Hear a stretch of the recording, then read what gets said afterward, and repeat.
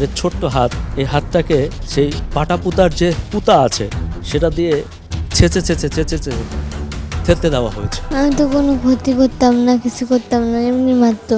যখন আমার নাতিনকে সেক দিছিল আল্লাহর আরশ পর্যন্ত কাঁপে গেছি, তবু মহিলার ভিতরে নাকি একটু দরদ মায়া আসলো না। অনেক যন্ত্রণা দিত। কোনো মানুষ এমনটা করতে পারে আমরা বিশ্বাস করতে পারি না।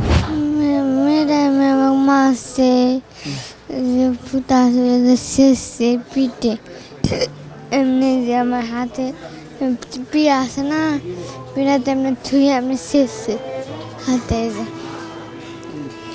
কি দিয়েছে এগুলো?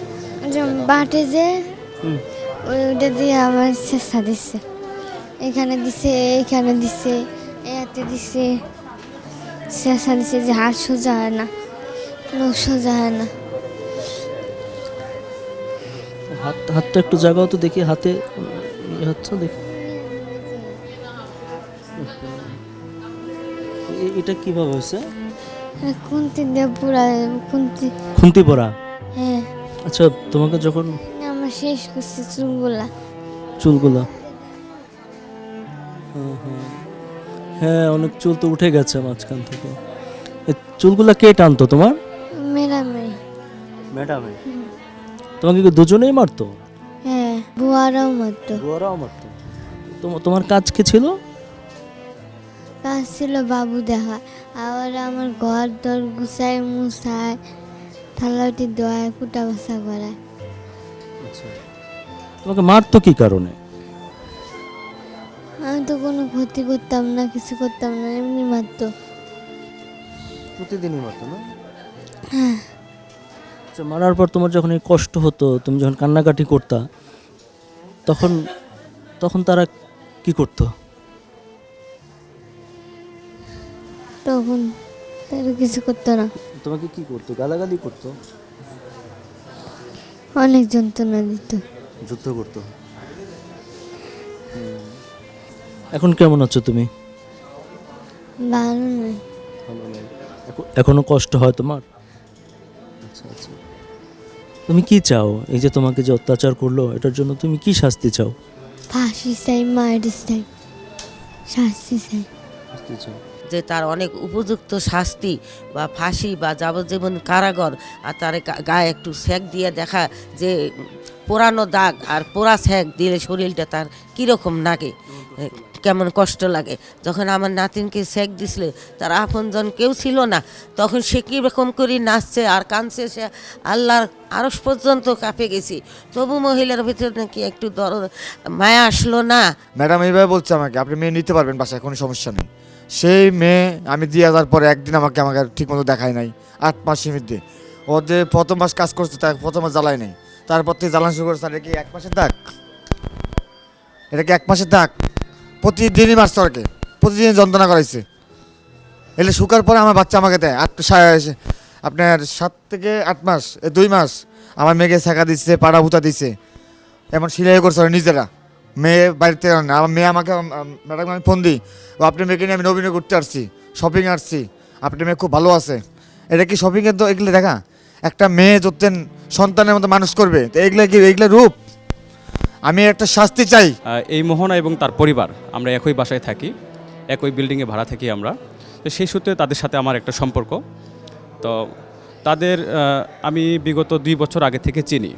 তো ইতিমধ্যেই মেয়েটা আমার বাসাতেও যাতায়াত করতো, আমাদের পরিবারের সাথে একটা ভালো তার সম্পর্ক ছিল। তো আমাকে উত্তরাতে দেওয়ার আগে তারা আমাকে বলেছিল যে আমার মেয়েটাকে আমি উত্তরাতে দিচ্ছি একটা ভালো পরিবারে। তো আমি সেটা নিয়ে খুব বেশি একটা তাকে বাধা দেই নাই। আমি বলেছিলাম ঠিক আছে, যদি কেউ দায়িত্ব নিতে চায় সেটা আপনাদের চিন্তাভাবনাটা নিজস্বভাবে নেওয়াটাই ভালো হবে। তারপরে আমি মাঝে মধ্যে খোঁজও রাখতাম যে মোহনা কেমন আছে, বলে ভালো আছে। তো হঠাৎ করে 30 তারিখে মোহনার বাবা মোস্তফার নাম্বার থেকে আমার মোবাইলে একটা কল আসে এবং তিনি বলে যে আমাকে মামা ডাকে, মামা কোথায় আছেন? তা আমি বললাম গাজীপুর চৌরাস্তাতে আসি, একটা কাজে আসি। বলে যে আমার মেয়েতে এরকম একটা অবস্থা, আমার মেয়ে তো বেহাল দশা, তিনি মারা যাওয়ার অবস্থা আছেন। আমি বললাম কোথায় আছেন? বলল উত্তরাতে। আমি বললাম শীঘ্রই, যেহেতু উত্তরাতে আমাদের কেউ নেই এবং কি সেখানে আমাদের কোনো শক্তিও নেই, খুব তাড়াতাড়ি গাজীপুরে চলে আসেন। গাজীপুরে আসলে আমি তাৎক্ষণিক শহীদ তাজউদ্দিন মেডিকেল কলেজ হাসপাতালে পাঠালাম, সেখানে ভর্তি করালাম। ভর্তি করার পরে পরবর্তীতে আমি তথ্য নিয়ে দেখলাম যে কোন বাড়িটা কোথায়। তখন আমি জানতে পারলাম যে এটা উত্তরা পশ্চিম থানায় মামলাটা করা যেতে পারে। আমি তাকে সাথে নিয়ে মামলার প্রস্তুতি নিয়েছি। এই মামলাটা কোনোভাবেই যেন ধামাচাপা না দেওয়া হয়, এমনকি তার বিচারটা যেন কোনোভাবেই ধামাচাপা না দেওয়া হয়, টাকার বিনিময়ে যেন এখানে হেরে না যায় গরিব অসহায় পরিবারটি। আমি মোহাম্মদ মেহরাব হোসেন, গ্লোবাল টেলিভিশনের গাজীপুর জেলা প্রতিনিধি। আসলে বিষয়টা আমার কাছে আলমগীর ভাই যিনি আছে ওনার মাধ্যমে আমি জানতে পারি এবং তৎক্ষণাৎ আমি মেডিকেলে চলে আসি। আসার পর আমরা আসলে সরাসরি, এখন তো কিছুটা ক্ষত শুকিয়েছে মেডিকেল ট্রিটমেন্টের মাধ্যমে, কিন্তু তখন যে একটা বিভৎস ছিল যে আসলে মনে হচ্ছে যে তাকে আগুন দিয়ে পুরো শরীর মনে হয় জ্বালিয়ে দেওয়া হয়েছে, এরকম একটা পরিস্থিতিতে চলে গিয়েছিল। তো আমরা তখন এখান থেকে আসলে এরকম ঘটনা কিন্তু ঢাকা শহরে অহরহ অনেক ঘটতেছে, কিন্তু এগুলো কিন্তু অন এয়ার হচ্ছে না বা আমরা কিন্তু এই বিষয়গুলো জানতেছি না। যেহেতু ওনার বাসায় ওনার মামা এবং ওনার বাবা ভাড়া থাকে, দ্যাটস ওয়াই কিন্তু জিনিসটা আমাদের কাছে আসে এবং আমরা এটা সর্বোচ্চ চেষ্টা করেছি মিডিয়া কভারেজের জন্য।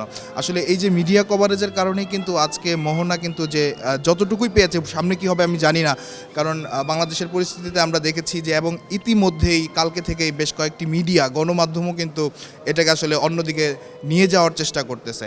আমরা চাই না যে এরকম ঘটনাকে অন্যদিকে নিয়ে যাওয়ার চেষ্টা করা হোক।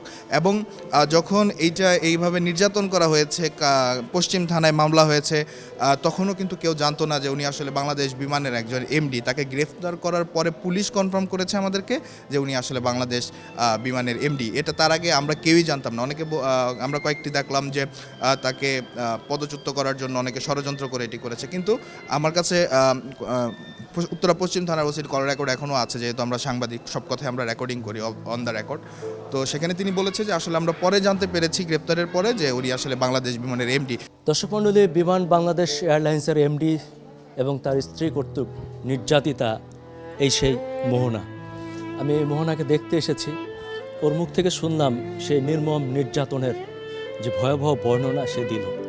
দিনের পর দিন তাকে মারধর করা হতো, তাকে খুন্তি পোড়া দিয়ে শরীরের বিভিন্ন স্থানে পুড়ে দেওয়া হয়েছে। পিঠে দাগ এবং তার হাত, তার ছোট্ট হাত, এই হাতটাকে সেই পাটা পুতার যে পুতা আছে সেটা দিয়ে ছেঁচে থেতলে দেওয়া হয়েছে। কোনো মানুষ এমনটা করতে পারে আমরা বিশ্বাস করতে পারি না। আসলে মানুষ নাকি সৃষ্টির সেরা জীব, কিন্তু এই শিশুটির উপর যে অত্যাচার হয়েছে সেটা দেখলে মনে হয় না যে মানুষ সৃষ্টির সেরা জীব। মানুষ পশুর চেয়েও নিকৃষ্ট। আল্লাহ মানুষকে জ্ঞান, বুদ্ধি, বিবেক দিয়েছে, কিন্তু একজন শিক্ষিত মানুষ, সমাজের সর্বোচ্চ পজিশনের মানুষ, যে কিনা একটা বিশাল সেক্টরের এমডি, সে তার স্ত্রী এই কাজ করতে পারে, এটি পৃথিবীর যে কোনো বর্বরতাকে হার মানাবে। আমি ঠিক জানি না যে শাস্তি কী। আমি মোহনার কাছ থেকে শুনলাম সে তাদের ফাঁসি চায়, আমরাও তাই চাই যে এমন ঘটনার শাস্তি আসলে মৃত্যুদণ্ড হওয়া উচিত, অথবা তাদেরকেও খুন্তি পোড়া দিয়ে ছেঁকা দেওয়া উচিত। আলী আসগর ইমন, গাজীপুর।